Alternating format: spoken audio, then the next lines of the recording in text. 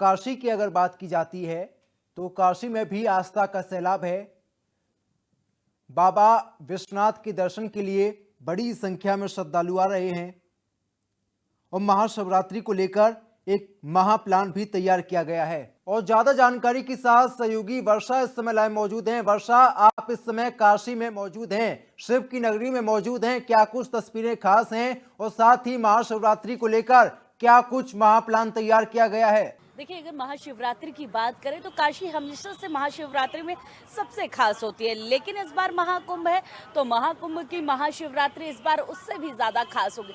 जहां पहले की बात करते थे कि 8 से 10 लाख लोग शिवरात्रि पर दर्शन करेंगे, लेकिन इस बार का महासंयोग ऐसा है कि जब से महाकुंभ की शुरुआत हुई है तब से काशी में हर रोज 8 से 10 लाख लोग दर्शन कर रहे हैं और उसके साथ साथ आने वाले जो लोग हैं उनकी संख्या लगातार बढ़ती जा रही है।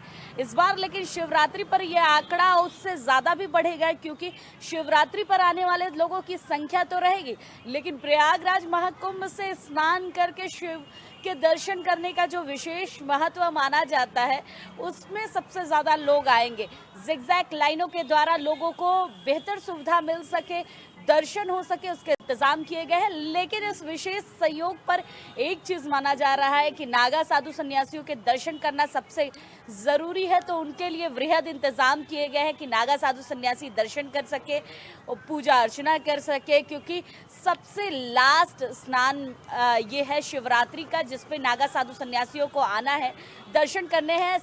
जितने भी सन्यासी परंपरा के अखाड़े हैं वो इस समय काशी में मौजूद है, वो अपनी धुनी जमा कर बैठे हुए हैं। लेकिन कल शिवरात्रि है तो शिवरात्रि पर सबसे विशेष रहेगा कि वो दर्शन करेंगे, रथों से निकलेंगे। जिस तरीके से हमने प्रयागराज में देखा है कि सभी नागा रथों पर विराजमान होकर निकल रहे हैं, उसी तरीके से कल अपने अपने रथों पर विराजमान होकर नागा साधु सन्यासी निकलेंगे। एक अलग ही भाव नजर आएगा, क्योंकि ये शिव की नगरी है, तो शिव के गढ़ शिव की नगरी में निकल गए तो जाहिर सी बात है एक अद्भुत माहौल देखने को मिलेगा। जिस तरीके से हमने प्रयागराज में कई जगह पर देखा कि जब शिव के गढ़ निकले तो मानो अनुभूत हुआ कि साक्षात इस पूरी यात्रा में, इस पूरी बारात में खुद स्वयं भगवान विराजमान है। तो उसी तरीके से जब खुद काशी में ये यात्रा निकलेगी तो अलग सी अनुभूति होगी, क्योंकि काशी में एक अलग ही माहौल नजर आ रहा है और काशी में जब यात्रा का पूरा दिव्य स्वरूप दिखेगा तो उसमें अलग तरीके से दिव्यता भव्यता नजर आएगी। और आज जिस तरीके से काशी के इंतजाम किए गए, सभी अधिकारी जगह जगह पर मुस्तैदी से लगे हुए हैं, वो इंतजाम देख रहे हैं और वृहद रूप से इंतजाम हो सके उसके लिए कोशिश कर रहे हैं। देखिए, क्योंकि लगभग 3 दिन की माने तो इस 3 दिन में वीवीआईपी एंट्रियों को बैन कर रखा गया है। नो व्हीकल जोन वो पूरा एरिया बनाया गया है जहां पर काशी विश्वनाथ के लिए एंट्री होती है, क्योंकि उस एरिया में पूरी तरीके से लोगों के आने जाने, पैदल चलने के लिए इंतजाम किए गए हैं। घंटों लोग लाइन लगा रहे हैं, लाइन लगाने के बाद वहां पहुंच रहे हैं, दर्शन कर रहे हैं। इस बार का वृहद इंतजाम काशी का सबसे ज्यादा देखने को मिलेगा, क्योंकि काशी में उनके गढ़ मौजूद हैं। बिल्कुल वर्षा, मंदिर की टाइमिंग क्या होगी? मंदिर प्रशासन की ओर से क्या कुछ नए नियम बनाए गए हैं और साथ ही पुलिस प्रशासन इस बार कितना तैयार है? देखिए, अगर बात करें कि नागा साधु सन्यासी यहाँ से सुबह लगभग 7 बजे निकलेंगे, 5 अखाड़े एक साथ निकलने वाले हैं। जूना, आवाहन, अग्नि, निरंजनी, ये सभी अखाड़े एक साथ निकलेंगे। इनके आचार्य महामंडलेश्वर अपने अपने रथों पर विराजमान होंगे। नागा साधु सन्यासी अपने निशान और भगवान को लेकर निकलेंगे। जैसी रथ यात्रा हमने प्रयागराज में देखी थी, सेम रथ यात्रा निकलेगी कि पहले आगे यहाँ पर लेकिन जूना चलेगा, क्योंकि सबसे बड़ा नागा साधु सन्यासियों का नेतृत्व करता है और जूना की परंपरा यहाँ सबसे पुरानी रही है। तो सबसे आगे जूना होगा, उसके बाद निरंजनी होगा, अग्नि होगा, आवाहन होगा। इन सभी अखाड़े एक साथ निकलेंगे और अलग सी भव्यता दिव्यता नजर आएगी। सबको एक समय दिया गया है, लगभग 12 बजे तक का एक पूरा जो टाइम एरिया है वो लॉक किया गया है नागा साधु सन्यासियों के लिए। 12 बजे के बाद का एरिया सामान्य लोग दर्शन कर सकते हैं, लेकिन 12 बजे तक क्योंकि एक वृहद रूप से ये लोग जाते हैं और जब जाते हैं तो अलग सा जोश होता है। अलग सा स्वरूप नजर आता है। तो इनके बीच में किसी भी आम लोगों को दर्शन नहीं करने दिया जाएगा। इस टाइम पे पूरी तरीके से लोग जाएंगे, दर्शन करेंगे, पूजा करेंगे और उसके बाद सामान्य लोगों को जाने दिया जाएगा। इसके लिए 4 तरीके से डोर बनाए गए और चारों डोर से एंट्री होगी। चारों दिशाओं से लोगों को जाने के लिए व्यवस्था की गई है और उसके बाद एग्जिट पॉइंट बनाया गया है जिससे लोग आराम से, सुगमता से लोग निकल सके। जी, वर्षा शब बारात को लेकर क्या कुछ जानकारी है आपके पास? इस बार महादेव की बारात निकाली जाएगी, कितनी अद्भुत तस्वीरें होंगी और साथ ही क्या कुछ इंतजाम की गए हैं? देखिए, काशी में कल ही से भगवान शिव की हल्दी से सारी रस्में शुरू हो चुकी। कल हल्दी हुई, आज उनके मेहंदी का कार्यक्रम है और क्योंकि शिव की बारात सबसे ज़्यादा जो काशी में फेमस है उसकी इंतज़ाम जो किए वो भीड़ को देखते हुए 27 तारीख को शिव की बारात निकाली जाएगी। फिर 27 तारीख को वृहद इंतज़ाम कराया जाए। 27 तारीख को शिव की बारात निकली क्योंकि घोड़े, हाथी, पालकी में सवार होकर भगवान को ले जाया जाता है। तो एक वृहद आयोजन होता है जिसको देखते हुए 26 तारीख महाशिवरात्रि के दिन ना हो करके 27 तारीख को ये यात्रा निकलेगी जिसमें शिव के गढ़ निकलेंगे, काशी विश्वनाथ जाएंगे बाबा को लेकर। फिर उसके बाद रंगभरी एकादशी को, फिर उसके बाद माँ का गौना होगा और उस तरीके से होली आएगी तो होली का वृहद इंतजाम देखने को मिलेगा। तो ये जो पूरा समय है वो पूरा समय काशी को समर्पित है और क्योंकि भोले की नगरी है, भोले का विवाह है, तो भोले को समर्पित करने के लिए एक वृहद आयोजन हो सके और अधिकारियों ने भी मुस्तैदी से सारे काम को अपने हाथों में लेकर जमीन पर उतर चुके हैं। और क्योंकि 26 तारीख को महाशिवरात्रि है, उस दिन तो शिव की बारात नहीं निकल सकती, लेकिन 27 को बड़ी ही धूमधाम से शिव की बारात निकाली जाएगी। बिल्कुल, वर्षा जो तस्वीरें हैं कहीं ना कहीं शानदार हो जाती हैं, अलौकिक हो जाती हैं। कितने लोगों के आने का अनुमान है? क्योंकि कल महाशिवरात्रि है, महापर्व हो जाता है। हमारे आसपास जो मंदिर होते हैं वहां पर भी बड़ी संख्या में श्रद्धालु जाते हैं, महादेव के दर्शन करते हैं। लेकिन काशी की बात करूं, वो काशी जहां पर छोटी छोटी गलियां हैं, वो काशी जहां पर हर हर महादेव की गूंज सुनाई देती है, वो काशी जहां पर सनातन की गूंज सुनाई देती है। देखिए, अगर काशी की बात करें, इन्हीं छोटी छोटी गलियों में अगर लाखों लोग दर्शन कर रहे हैं और जिस तरीके से कल का विशेष मुहूर्त है जिसमें लोगों को दर्शन करना है, तो 50 लाख के बाद का आंकड़ा इस बार छूने वाली है काशी, क्योंकि इन गलियों से होते हुए लोग काशी विश्वनाथ के कॉरिडोर पहुंचेगा। सोचिए कि एक वृहद कॉरिडोर बनाया गया है। प्रधानमंत्री नरेंद्र मोदी ने जब इस कॉरिडोर को बनाया था तभी उन्होंने कहा था कि लाखों लोग इस कॉरिडोर में आ सकते हैं, लाखों लोग एक साथ दर्शन कर सकते हैं और सेम पूरे पैटर्न पे आज लाखों लोग दर्शन कर रहे हैं। जिस तरीके से 8 से 10 लाख लोग डेली दर्शन कर रहे हैं, लेकिन जो जिगजैग लाइन बनाई गई है, जो चारों तरफ से व्यवस्थाएं की गई है, जो चारों तरफ से एंट्री गेट बनाए गए, एग्जिट गेट अलग से बनाया गया, इसके द्वारा लोगों को बड़ी सुगमता से दर्शन हो रहे हैं। काशी विश्वनाथ भगवान के चारों तरफ से लोग जाते हैं, दर्शन करके निकलते हैं, लेकिन ये आंकड़ा शायद 50 लाख के पार जाएगा क्योंकि इस बार वृहद आयोजन महाकुंभ की महाशिवरात्रि है। क्योंकि अंतिम स्नान है, गंगा में स्नान करना, त्रिवेणी में स्नान करने का विशेष महत्व भी माना जाता है। तो लोग जो काशी आएंगे वो गंगा स्नान करके पहुंचेंगे दर्शन करने, और जो प्रयागराज आएंगे वो प्रयागराज त्रिवेणी के दर्शन करने के बाद वो पहुंचेंगे काशी और काशी का माहौल ही अद्भुत हो जाएगा। बिल्कुल, लाखों लोगों के आने का अनुमान है। आपसे ये भी जानना चाहूंगा, ट्रैफिक को लेकर क्या कुछ रोड मैप बनाया गया है? किस तरीके से वाहनों को कंट्रोल किया जाएगा? देखिए, ट्रैफिक को लेकर भी वृहद पूरे तरीके से इंतजाम किए गए हैं।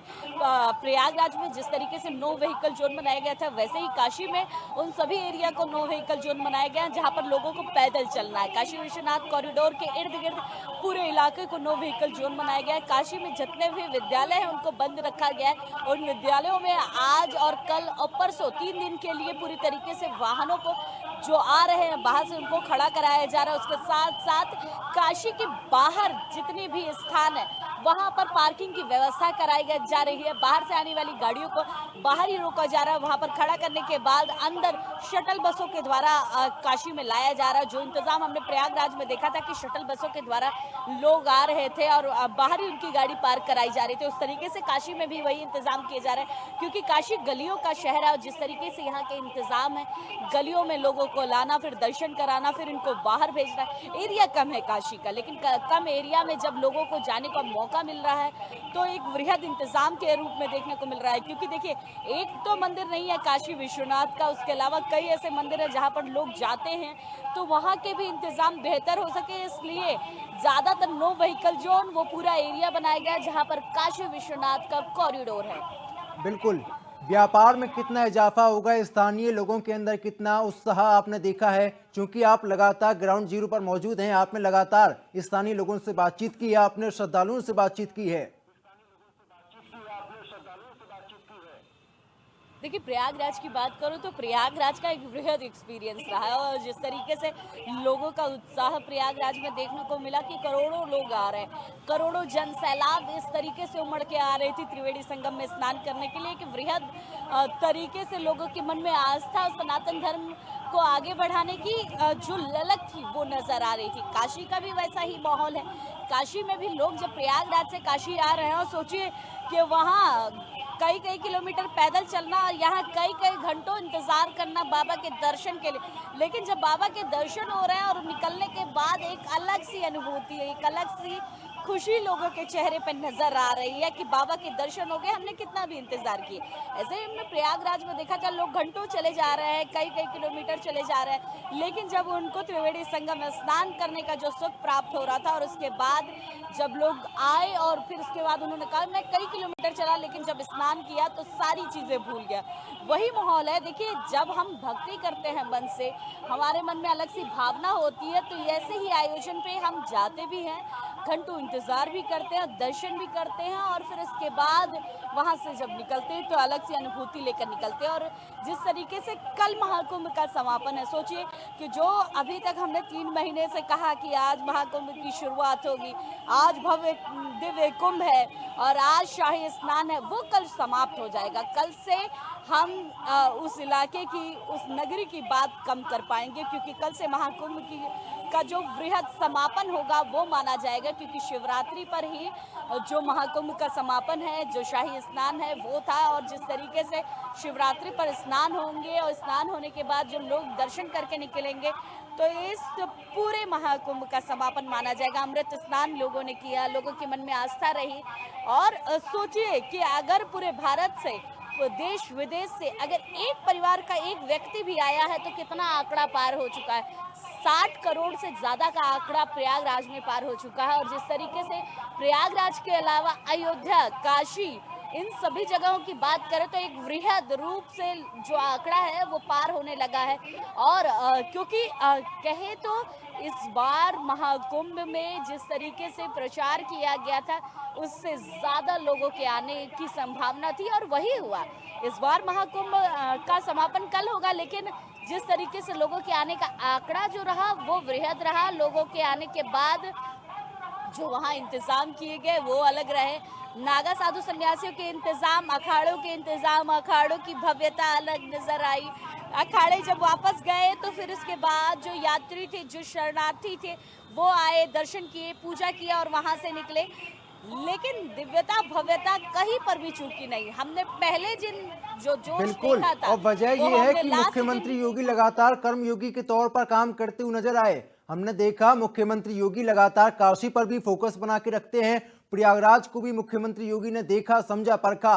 साधु संतों से मुख्यमंत्री योगी लगातार बातचीत करते हुए नजर आते हैं। अधिकारियों के साथ मुख्यमंत्री योगी ने लगातार मंथन चिंतन किया। देखिए, बिल्कुल जिस तरीके से मुख्यमंत्री योगी आदित्यनाथ लगातार उनकी पैनी नजर इस बार पड़ी रही, जब एक तरीके से कह सकते हैं कि उन्होंने महाकुंभ में हर हफ्ते आकर इंतजाम को जमीन पर देखा है कि आखिर क्या इंतजाम ने, किस तरीके से इंतजामों को आगे बढ़ाया जा रहा है, किस तरीके अधिकारियों की नकेल कसनी है। अधिकारियों की कई जगह पर चूक रही, लेकिन मुख्यमंत्री योगी आदित्यनाथ ने कई जगहों पर अधिकारियों को बताया कि आखिर काम कैसे करना है, कैसे इंतजाम करना है। क्योंकि सबसे बड़ा जो टास्क था वो प्रयागराज का, वो था क्राउड मैनेजमेंट का, क्राउड कंट्रोल का, कि कैसे क्राउड कंट्रोल किया जाए। क्योंकि जब भीड़ एक तरफ चलती है तो फिर उसके बाद समझ में नहीं आता कि उनको मूव कहाँ कराया जाए। लगभग 30 पीपा पुल बनाया गया, 30 पीपा पुल को चलाया गया। चलाने के बाद जाने का इंतजाम, आने का इंतजाम किया गया, रेलवे का इंतजाम किया गया। परिवहन का इंतजाम किया गया। उसके साथ साथ जो लोग अपनी गाड़ियों से आ रहे थे उनके पार्किंग की व्यवस्था की गई। सोचिए अगर एक रोज में करोड़ों लोग आ रहे हैं तो लगभग 50 लाख गाड़ियां तो जरूर आ रही होंगी, उनके पार्किंग की व्यवस्था कराई जा कहीं ना रही है। कहीं बड़ी पार्किंग संख्या में श्रद्धालु आ रहे हैं। फिलहाल के लिए आपका धन्यवाद जानकारी देने के लिए और बातचीत के लिए। तो मुख्यमंत्री योगी लगातार कर्मयोगी के तौर पर काम कर रहे हैं और इंडिया न्यूज उत्तर प्रदेश उत्तराखंड पर भी महाकुंभ महाशिवरात्रि की महा कवरेज जारी है।